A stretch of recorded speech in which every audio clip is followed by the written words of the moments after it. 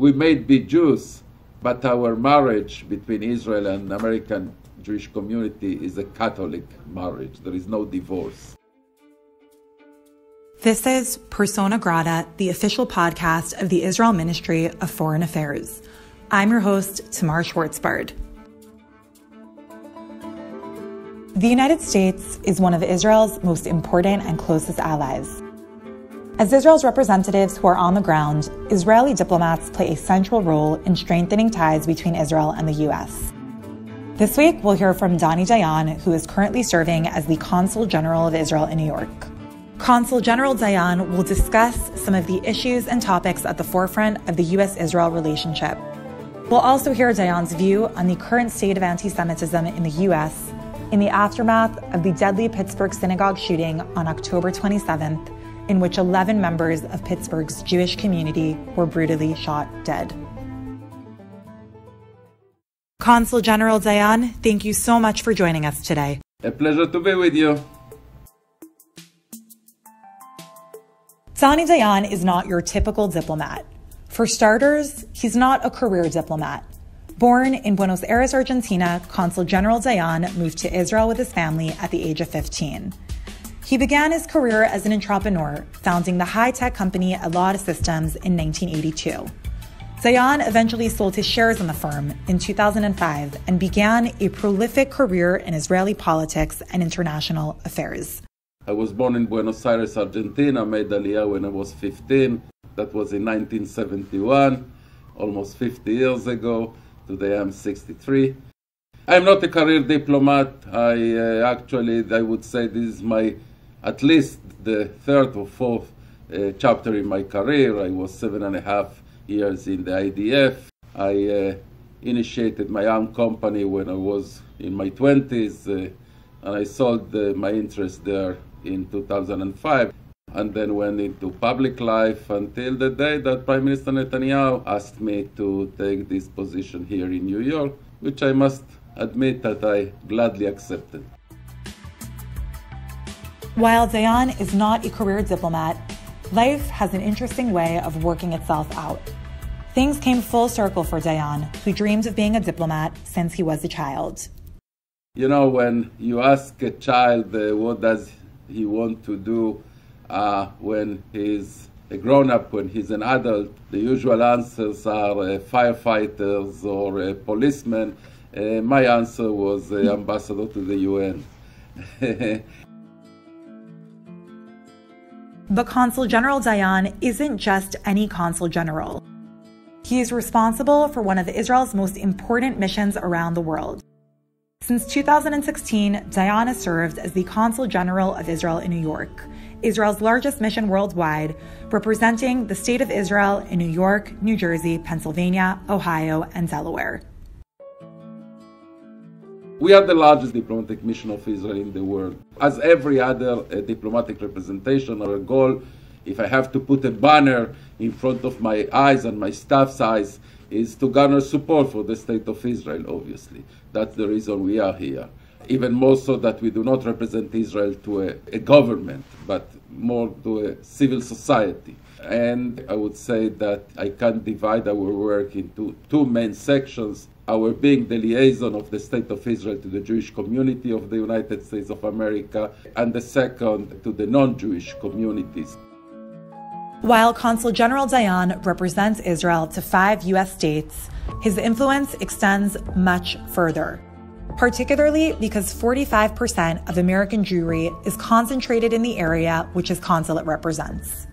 I say United States of America, not only New York, because A, in the territory we cover, there are roughly 45% of the American Jewry resides, and B, because even more important than that, the national headquarters of most major Jewish organizations are located in New York. Therefore, we are the liaison not only with New York, but with the U.S. Jewry in general. The relationship between the State of Israel and American Jewry is a historic one, going back to 1917, when Louis Brandeis established a Zionist movement in America which had more than 200,000 members. More than 100 years later, ties between Israel and American Jewry are unbreakable, an important foundation of the U.S.-Israel relationship. I wasn't aware of the fact that in virtually every synagogue in the United States, whether it's Reform, Conservative, or Modern Orthodox, there are two flags, the American flag and the Israeli flag with the Star of David. Now, that's not obvious.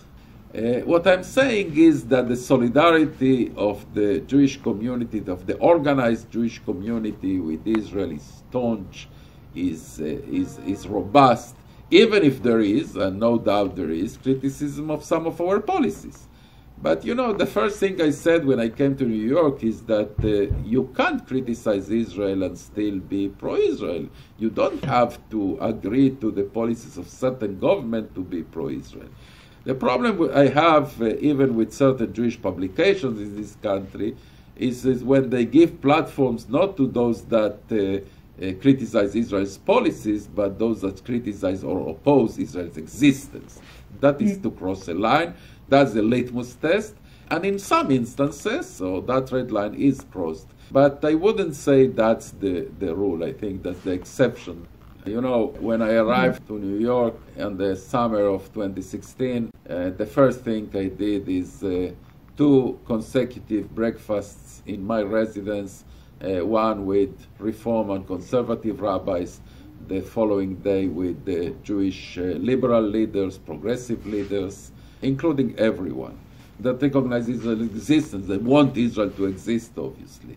We say in Hebrew, Anashim Achim Anachnu, we are brethren. That this consulate irradiates.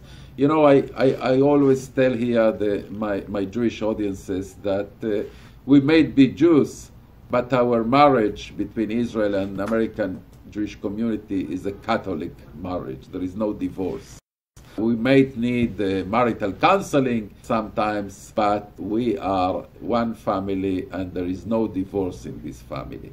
The marriage between the State of Israel and American Jewry is one in which both entities are committed to supporting and strengthening one another.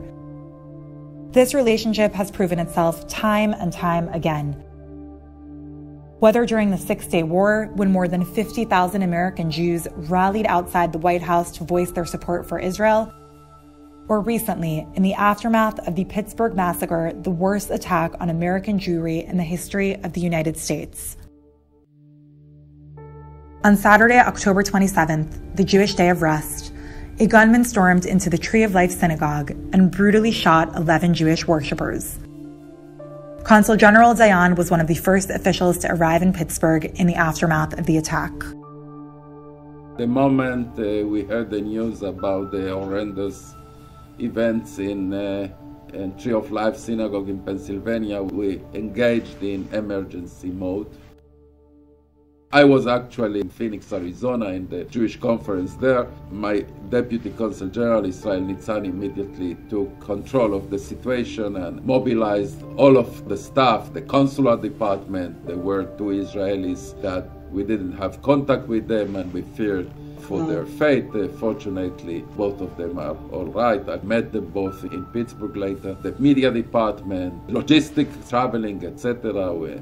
I myself caught a flight that very same Shabbat from Phoenix to Pittsburgh. I arrived to Pittsburgh close to midnight, the day of the massacre. My staff wanted to take me to rest to the hotel, but I really couldn't. I asked to go to the site. It was quite depressing. It was raining, dark night. Outside the shul were FBI agents, policemen, and a line of Chevra Kadisha, ultra-Orthodox Jews waiting to enter the scene in order to respectfully remove the bodies of the martyrs, I can say. I stayed in Pittsburgh for the next 48 hours, Sunday and Monday. I was joined by Minister Bennett and Ambassador Dermer also.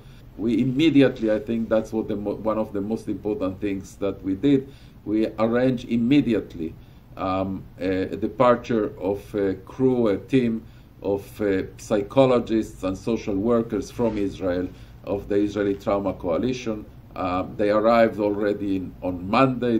Monday noon, they were already on site in Pittsburgh. America has been a safe haven for Jews since the country's founding. In the aftermath of the Pittsburgh shooting, there has been a growing number of anti-Semitic incidents reported by Jewish communities across the country. So there is a rise in violence in America, there is a rise in polarization in America, and yes, it influences, no doubt, the Jewish community. Now, I want to say, the big question is if this was an isolated event, a terrible event, not only the biggest in America, I think it was the biggest anti-Semitic attack in the world, if we do not count terror in Israel, since the AMIA bombing in Buenos Aires in 1994. But if, on the other hand, God forbid, there are going to be copycats or other incidents of this nature, then no doubt it will be a watershed moment for American Jewry. In the aftermath of the Pittsburgh Massacre, there are many individuals who have started to question the fine line between freedom of speech and hate speech. The gunman responsible for the horrific attack had a history of using anti-Semitic speech on Twitter.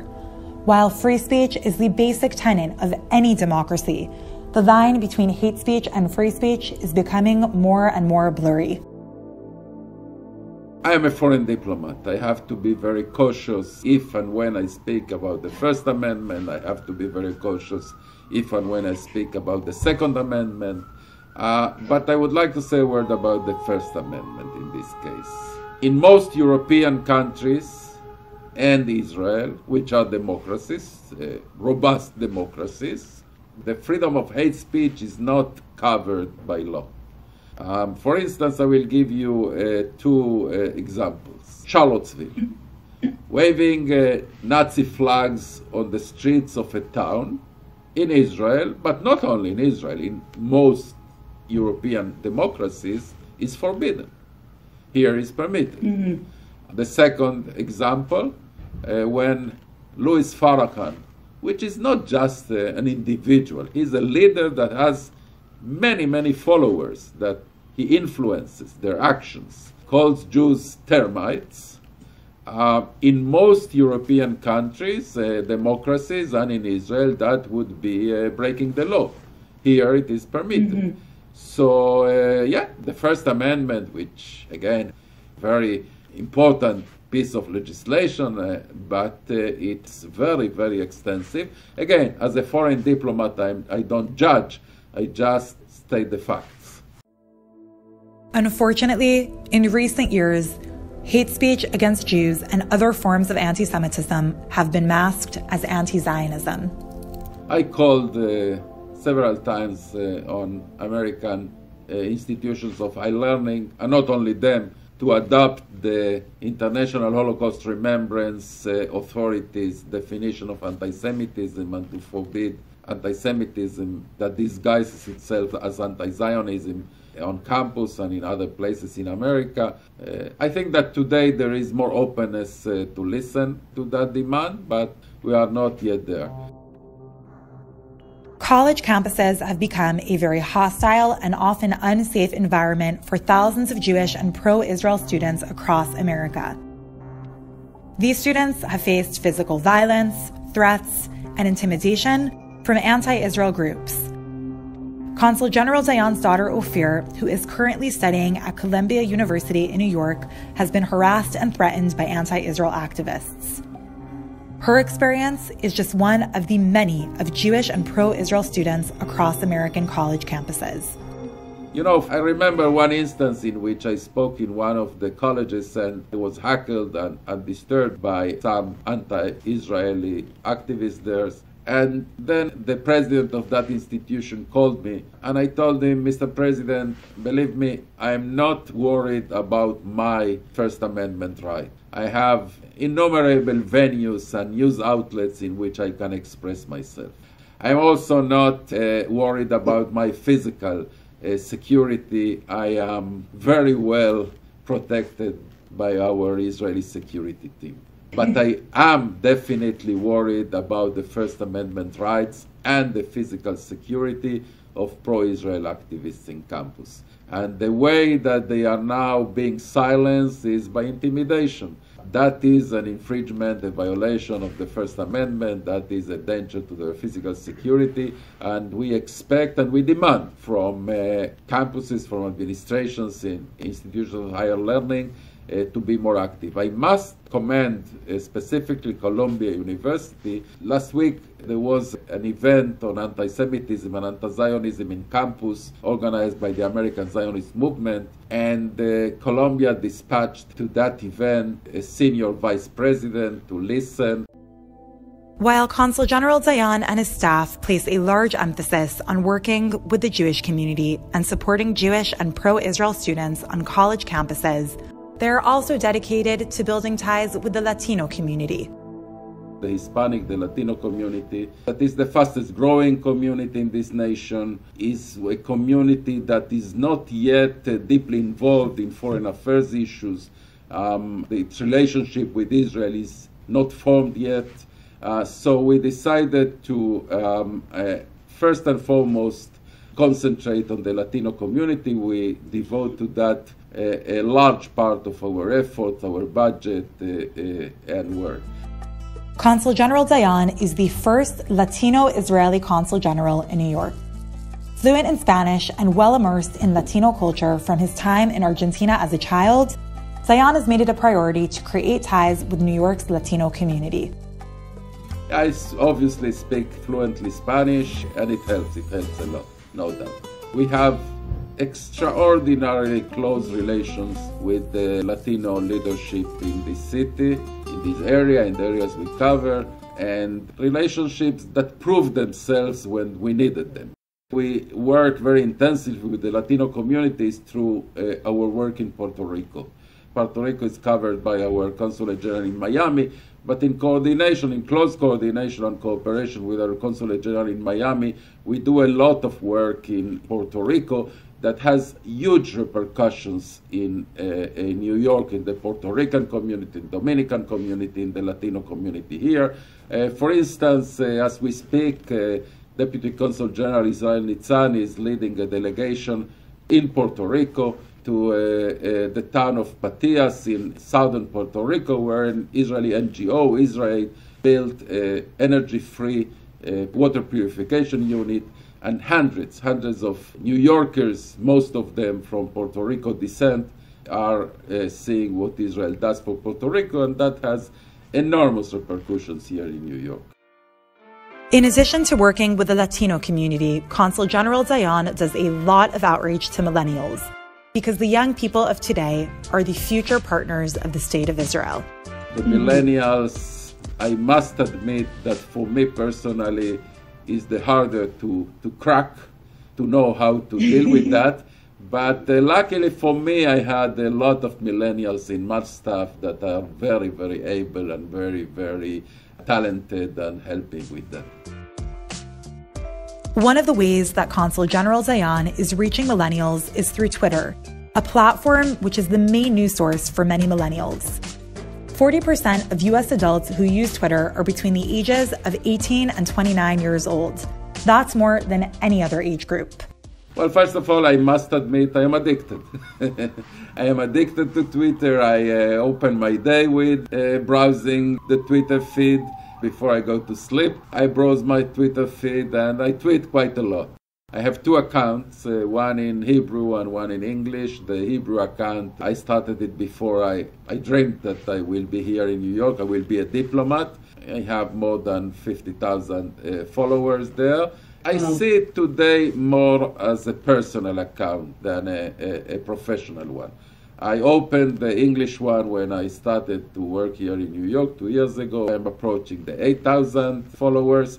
I usually tweet at least 2, 3, 4 tweets a day, mainly about my activity, but also opinions. Opinions, obviously, as a diplomat, you know, I sometimes say that being a novice diplomat, I am a diplomat only since August 2016, I feel sometimes that it's the first time Susan was honorably discharged from the army, that I'm not completely free to say everything I want to say as a diplomat, but still I think I have latitude and I have a large ground to express myself.